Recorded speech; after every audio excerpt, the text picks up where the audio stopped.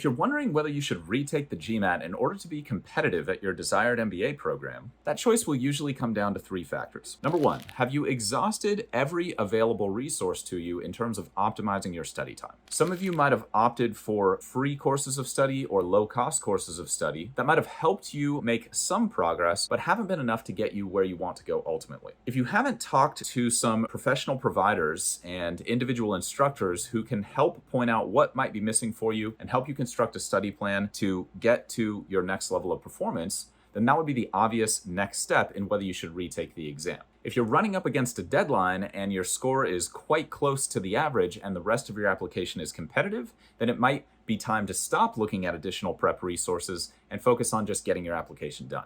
The second thing to consider is whether you're in an overrepresented category at your top choice program. Different programs have different demographics that tend to apply, and if you're in a category where a lot of people like you end up applying to that particular school, then you might need a score that's above average in order to truly stand out. Some examples of overrepresented categories would be investment bankers applying to Wharton or business consultants applying to Harvard. Now, year over year, these demographics can change, but there's plenty of resources online to figure out whether you're in that overrepresented category or not. I'd recommend doing a little bit of web searching there, but if you're truly not able to figure out whether you're in an overrepresented category, shoot us a message and we can help you figure that out. The third factor to consider is actually a group of factors, which is your undergraduate GPA, your existing work experience, and what you've done outside of work that shows what type of person you are. Let's start with GPA. If you're on the low side of the school's average, then a higher GMAT score can really help you offset that. That could be a really compelling reason to retake the exam. Second reason to retake is if your work experience shows that you don't have a quantitative background, and maybe your undergraduate degree is in philosophy or English literature, then you might want to retake to boost your quant score to just give schools that extra level of confidence that you can handle the quantitative portions of their courses. However, if you work in finance, then your work experience already demonstrates that you're capable of handling quantitative work, and so that might be a reason that you don't need to retake. Finally, if you have a lot of compelling endeavors outside of your work that demonstrate that you're a really high quality business school candidate